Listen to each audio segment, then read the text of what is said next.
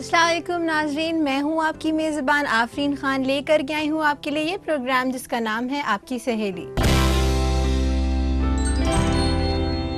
नाज़रीन, आज हम आपके लिए लेकर आए हैं हेल्थ एक्सपर्ट टॉक, जिसमें हम आपको देंगे सेहत के हवाले से बहुत सारी जानकारियाँ और साथ ही साथ आपको ले चलेंगे जेवर बाजार की तरफ, जिसमें हम आपको बताएंगे मुख्तलिफ जेवरात के बारे में। इससे पहले शुरुआत करें आज के इस एपिसोड की, चलिए देखते हैं इसकी एक छोटी सी झलक। जब भी अबनॉर्मल यूट्राइन ब्लीडिंग है तो उसकी वजह कुछ ना कुछ तो है ही, और वो डिपेंड करता है। वो वजह या तो बच्चेदानी में गांठ हो सकती है, जिसको कि हम फाइब्रॉइड यूट्रस कहते हैं हमारी लैंग्वेज में।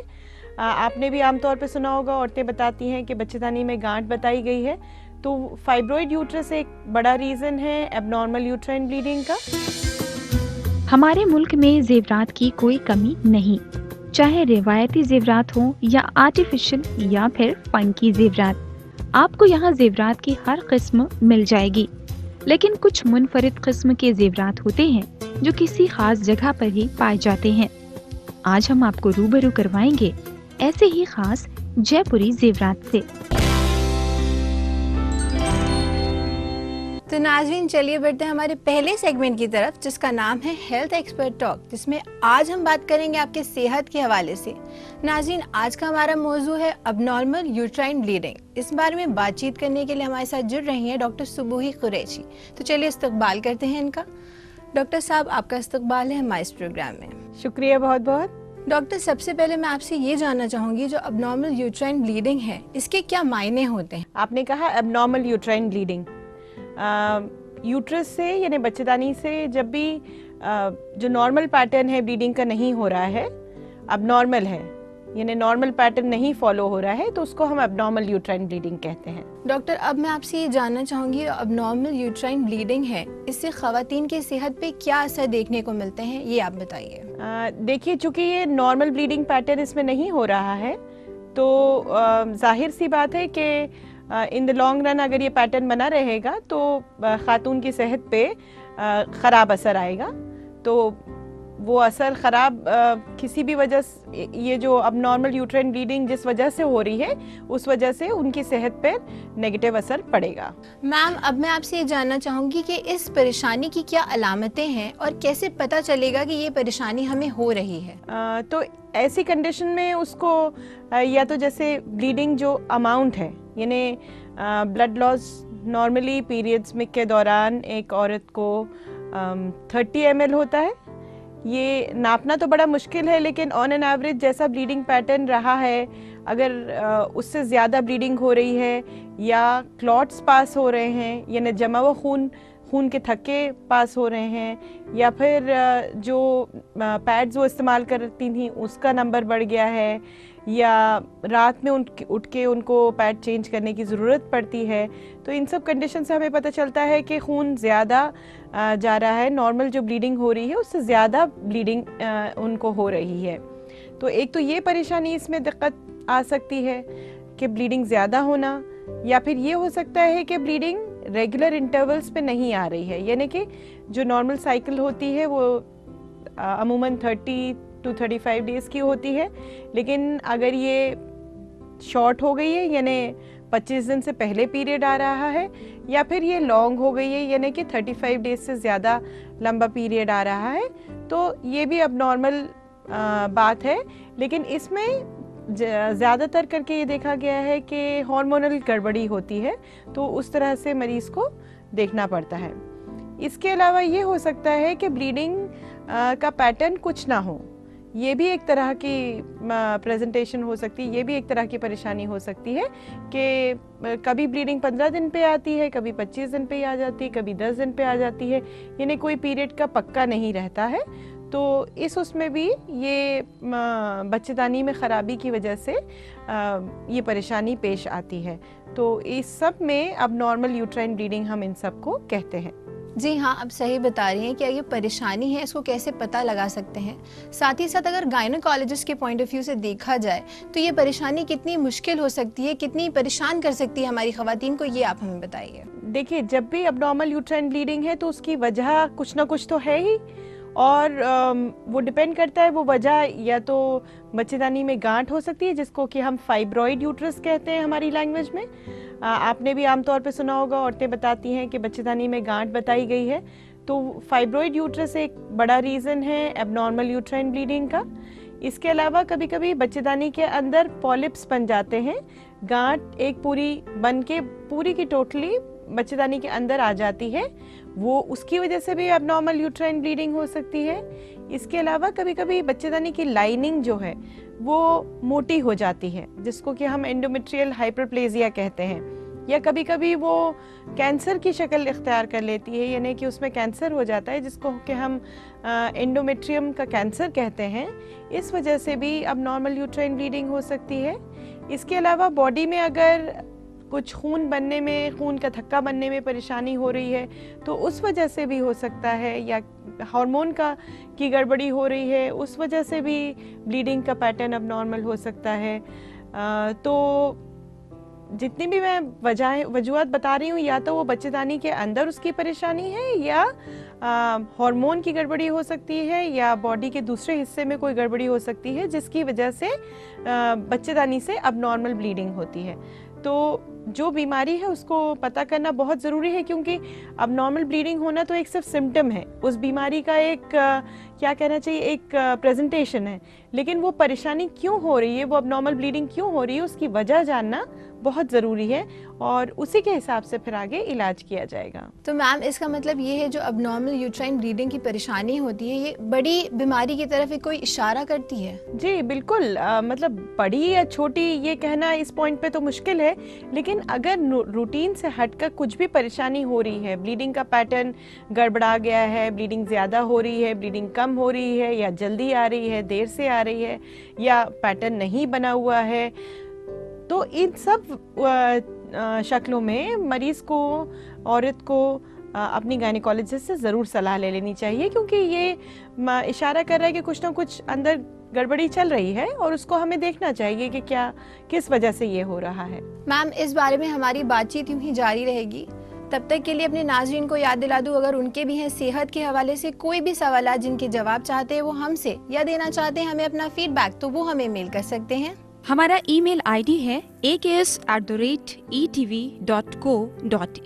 नाज़रीन इसी के साथ वक्त हो चुका है एक छोटे से वक्फे का, मगर वक्फे के बाद हमारी बातचीत यूं ही जारी रहेगी। तब तक के लिए कहीं मत जाइएगा, देखते रहिएगा आपकी सहेली।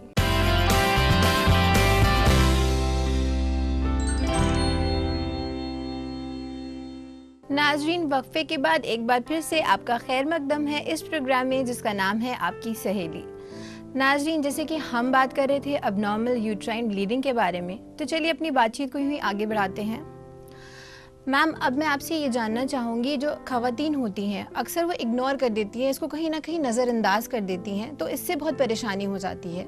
और साथ ही साथ एक मैं पूछना चाहूँगी आपसे कि एज होती है इस परेशानी की या कोई यंग एज में भी हो सकती है, ये आप हमें बताइए। किसी पर्टिकुलर एज में नहीं, ये किसी भी एज में हो सकती है। जैसे कि हम पहले भी डिस्कस कर चुके हैं, जो हमारे पहले के एपिसोड्स हैं, कि जब बच्चियों को पीरियड आना शुरू होता है तब जो बॉडी के जो हार्मोन सिस्टम हैं, जो लेवल्स हैं हार्मोन्स के, वो इमेच्योर होते हैं, अंडा नहीं बनता है, तो तब भी ये परेशानी हार्मोन की गड़बड़ी की वजह से होती है। कभी कभी रिप्रोडक्टिव एज ग्रुप में, जैसे कि हम जो एज कहते हैं, जैसे 20 to 40 ईयर्स के एज ग्रुप में जब बच्चे होने की उम्र होती है तब भी ये परेशानी आ सकती है, और कभी कभी ये परेशानी पीरियड बंद होने के बाद भी हो सकती है।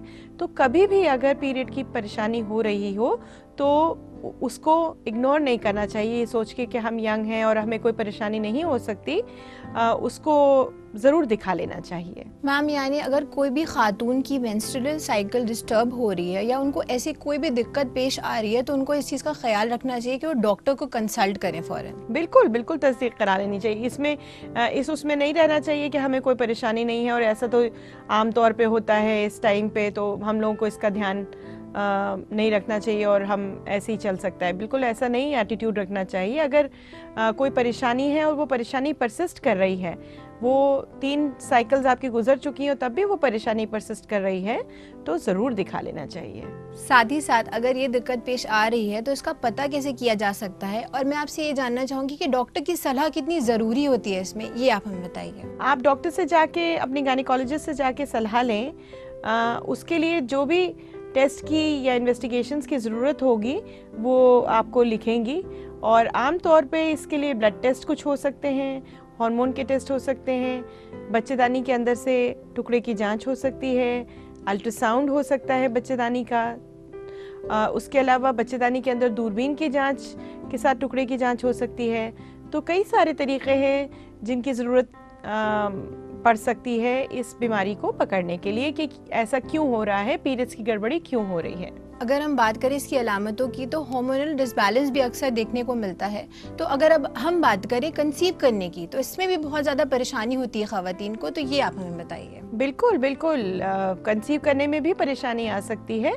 अक्सर देखा गया है कि बच्चेदानी में कुछ परेशानी होती है तो वो कंट्रीब्यूट कर सकती है, या पीरियड्स की गड़बड़ी होती है तो वो कंट्रीब्यूट कर सकती है, क्योंकि वो अल्टीमेटली हार्मोन की गड़बड़ी की वजह से होती है। उससे पूरा सिस्टम अंडा बनने का इफ़ेक्ट होता है, तो उस वजह से औरत को, ख़वातीन को प्रेगनेंसी होने में, कंसेप्शन होने में परेशानी हो सकती है। अब अगर हम बात करें इसके इलाज की, तो मैं आपसे ये जानना चाहूँगी कि क्या इलाज इसके लिए रेफ़र किए जाते हैं? देखिए, ट्रीटमेंट तो उस चीज़ पे डिपेंड करेगा कि ये परेशानी क्यों हो रही है। अब आप मान लीजिए कि हार्मोन की गड़बड़ी की वजह से हो रही है, तो हो सकता है हार्मोन की गड़बड़ी दवा से ही ठीक हो जाए, और दवा में हार्मोन ठीक करने वाली दवाएं हमारे पास बहुत सारी मौजूद हैं। कई बार सिंपल सी दवाएं जैसे कि ब्रूफेन आपने सुना होगा, उससे भी और उसके अलावा भी कुछ ऐसी दवाएं आती हैं जिससे कि ब्लीडिंग ज़्यादा होने की परेशानी को रोका जा सकता है।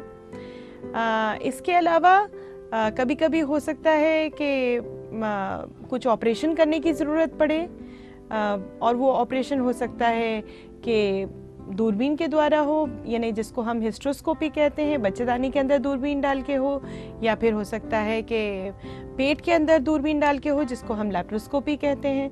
तो ये डिपेंड करता है कि क्या परेशानी है, और उसके लिए जो ख़वातीन है उसको उस परेशानी की वजह उसमें क्या है और उसका क्या इलाज होना है, तो उसके ऊपर ही डिपेंड करेगा कि उसका इलाज क्या है, दवाओं से मुमकिन है या कुछ ऑपरेशन करने की ज़रूरत है। अक्सर ये देखा जाता है ये जो यंग गर्ल्स हैं वो इस परेशानी से, इस प्रॉब्लम से बहुत ज़्यादा परेशान हो जाती हैं। उनको लगता है ये जो इलाज है इसका, ये सेफ है कि नहीं, आगे चल के उनको कोई परेशानी तो नहीं हो सकती। हाँ बिल्कुल, सही कह रही हैं आप। जब भी परेशानी होती है तो उसको छुपाने की बजाय या इग्नोर करने की बजाय सही होगा, बेहतर होगा कि अपने गायनेकोलॉजिस्ट से कंसल्ट करें। वो आपको सही सलाह देंगी और उसके हिसाब से आप उसको फॉलो करिए।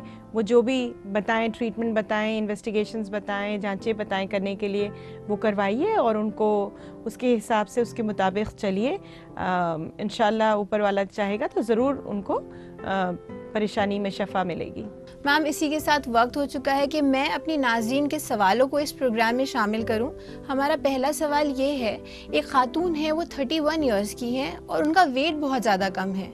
वो पूछना चाहती हैं कि वो कैसे वेट गेन कर सकती हैं। कुछ लोग हैं जो वेट गेन करना चाहते हैं और कुछ लोग हैं जो वेट लूज़ करना चाहते हैं। दोनों के लिए यही सलाह है कि बेस्ट होगा कि किसी डाइटिशियन से मिलके अपनी डाइट तय करवा के और उस हिसाब से काम करें। प्लस जो डाइटिशियन होगी वो हेल्थ और एक्सरसाइज के बारे में भी बताएगी, तो एक्सरसाइज भी आपको हेल्प करेगी। जैसा कि आप वेट गेन करना चाहती हैं तो आपके लिए भी बेस्ट यही होगा कि आप किसी हेल्थ एक्सपर्ट यानी कि जो डाइटिशियन है उससे मिलें और कुछ एक्सरसाइज साथ में इंक्लूड करके अपनी लाइफ में, अपनी लाइफस्टाइल को इम्प्रूव करके वेट गेन करने की कोशिश करें। मैम, हमारी दूसरी क्वेरी रुबीना नाज ने भेजी है रजौरी, जम्मू एंड कश्मीर से।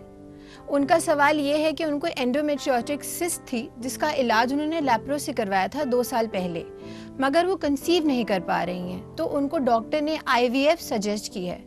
ये एक रिवायती ख़ानदान को बिलोंग करती हैं तो इनको परमिशन नहीं मिल रही है।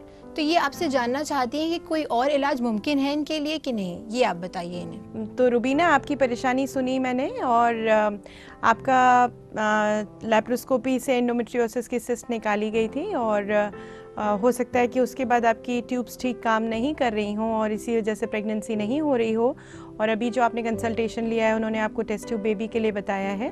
तो इन सब से तो यही जाहिर होता है कि आपको टेस्ट ट्यूब बेबी की ज़रूरत है। रही बात कि आपके रिलीजन पॉइंट ऑफ व्यू से वो चूँकि उसकी परमिशन नहीं है, तो मैं यही कहूँगी कि आप अपने फैमिली मेम्बर्स, आपके हस्बैंड तो शायद साथ में आपके होंगे ही, और उनके अलावा जो और फैमिली मेम्बर्स हैं वो डॉक्टर से जाके मिलें, सलाह करें और पूरे अपने ऑप्शंस डिस्कस करें कि टेस्ट ट्यूब बेबी ही आखिरी ऑप्शन है या उसके अलावा कुछ ट्रायल करने के लिए कुछ ऑप्शन है, और उसी के हिसाब से आगे काम करें। और मैं उम्मीद करती हूँ, अल्लाह ताला से दुआ करती हूँ कि आपको शफा मिल जाए और आप कंसीव करें। नाज़रीन, हम उम्मीद करते हैं कि आपके सवालों के, आपकी क्वेरीज के जवाब आपको मिल गए होंगे और आप इनको ज़रूर फॉलो करेंगे। आपने हमें सवाल भेजे, इसके लिए आपका बहुत बहुत शुक्रिया। और साथ ही साथ मैं अपनी एक्सपर्ट का भी शुक्रिया अदा करना चाहूँगी। मैम, आप हमारे प्रोग्राम में हैं और आपने हमारी ख़वातीन को सेहत के हवाले से इतनी सारी जानकारियाँ दी, इतनी अहम जानकारियाँ दी, इसके लिए आपका बहुत बहुत शुक्रिया। शुक्रिया बहुत बहुत। मुझे भी बहुत मज़ा आता है यहाँ पर आके और आपसे बातचीत करके। तो नाज़रीन, देखा आपने, हमारे इस सेगमेंट के थ्रू हमने आपको कितनी मुफीद जानकारियाँ फराहम कराई। इसी के साथ मैं आपको याद दिला देना चाहूँगी, अगर आपके भी हैं सेहत के हवाले से कोई भी सवाल जिनके जवाब चाहते हैं आप हमसे, या देना चाहते हैं हमें अपना फीडबैक, तो आप हमें मेल कर सकते हैं। हमारा ईमेल आईडी है aks@etv.co.in। नाज़रीन, इसी के साथ वक्त हो चुका एक छोटे से वक्फे का, मगर वक्फे के बाद हम आपको ले चलेंगे जेवर बाजार की तरफ, जिसमें हम आपको बताएंगे मुख्तलिफ जेवरात के बारे में। तो कहीं मत जाइएगा, देखते रहिएगा आपकी सहेली।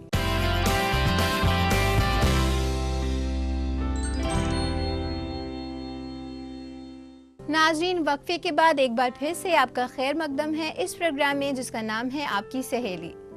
नाज़रीन, अब वक्त हो चुका है हम बढ़े अपने दूसरे सेगमेंट की तरफ, जिसका नाम है जेवर बाजार, जिसमें आज हम आपको बताने वाले हैं जयपुरी जेवरात के बारे में कि वो आपकी शख्सियत में कैसे चार चांद लगाते हैं। तो चलिए देखते हैं इस सेगमेंट में क्या है आपके लिए खास।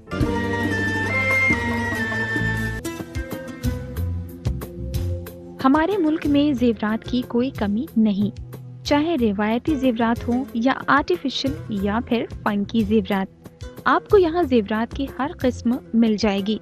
लेकिन कुछ मुनफरिद किस्म के जेवरात होते हैं जो किसी खास जगह पर ही पाए जाते हैं। आज हम आपको रूबरू करवाएंगे ऐसे ही खास जयपुरी जेवरात से। जयपुरी जेवरात, जैसा कि नाम से ही जाहिर है, कुछ मुख्तलिफ, कुछ एंटीक, खूबसूरत बीड्स, कलरफुल मोतियों और मेटल से तैयार ये खूबसूरत नेक पीस मौजूदा दौर में बेशतर खवातीन और लड़कियों की ज्वेलरी कलेक्शन में शामिल होते हैं। इसकी सबसे खास वजह ये है कि इन्हें आप अपने मशरक़ी और मगरिबी हर तरह के लिबास के साथ आसानी से पहन सकती हैं। ये नेक पीस शफ़ाफ क्रिस्टल के मोतियों से तैयार किए जाते हैं और इनके खूबसूरत मेटल पेंडेंट भी बेहद लाजवाब हैं। इन पेंडेंट पे की गई बारीक कारीगरी इन्हें और भी पुरकशिश बनाती है। इनके बड़े बड़े पेंडेंट और इनके मुख्तलिफ डिजाइन आम नेक पीसेस से बिल्कुल जुदा हैं। अगर बात करें इनके मोतियों की, तो उनमें भी आपको नफासत और खालिसपन नजर आएगा। हर तरह की मिलावट से पाक ये मोती भी लंबे, गोल, डायमंड शेप और भी कई मुख्तलिफ बनावट के हैं और रंग भी इनमें आपको एक से बढ़कर एक हासिल हो जाएंगे। खास तौर से शोख रंगों की इनमें अपनी एक नुमाया खासियत है। जिस कदर फैशन की दुनिया में रोज बरोज नए बदलाव आ रहे हैं, उस लिहाज से ये जयपुरी जेवरात खवातीन के लिए एक बेहतर ऑप्शन है, क्योंकि ये एंटीक होने के बाइस हर दौर में आपको पुरकशिश बनाते हैं। ये नेक पीस इसलिए भी खास होते हैं क्योंकि इनकी तख्लीक हाथों से की जाती है, इसलिए ये जेवरात जयपुर की दस्तकारी की बेहतरीन मिसाल भी पेश करते हैं। इन नेक पीसेस में खूबसूरत मोतियों और बीड्स को बेहद नफासत और खूबसूरती से पिरोया जाता है। इनके मोतियों में भी एक खास किस्म की चमक होती है जो दीगर मोतियों में नहीं पाई जाती, इसलिए इनकी पहचान करना भी बेहद आसान है। अपने अंदर एक रिवायती टच समेटे ये जेवरात जयपुर की खास पहचान है।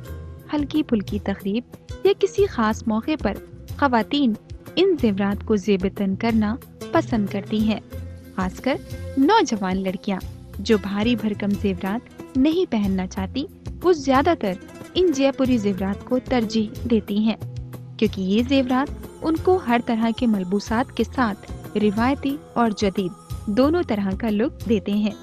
तो खवातीन, अगर अभी तक ये खूबसूरत जयपुरी नेक पीसेस आपके जेवरात के जखीरे में शामिल होने से रह गए हैं, तो जल्द से जल्द इन्हें शामिल कीजिए और किसी खास मौके पर इन्हें पहनकर नजर आइए बेहद दिलकश और नुमाया। नाज़रीन, इसी के साथ मैं आपको याद दिला दूं, अगर आपके कोई भी सवालात हैं जिनके जवाब चाहते हैं आप हमसे या देना चाहते हैं हमें अपना फीडबैक, तो आप हमें मेल कर सकते हैं। हमारा ईमेल आईडी है aks@etv.co.in। तो नाज़रीन, इसी के साथ वक्त हो चुका है कि मैं आपसे कहूँ अलविदा, लेकिन होगी आपसे फिर मुलाकात बहुत सारी नई जानकारियों के साथ। तब तक के लिए रखिए अपना ख्याल और हमारी पूरी टीम को दीजिए इजाजत। अल्लाह हाफिज।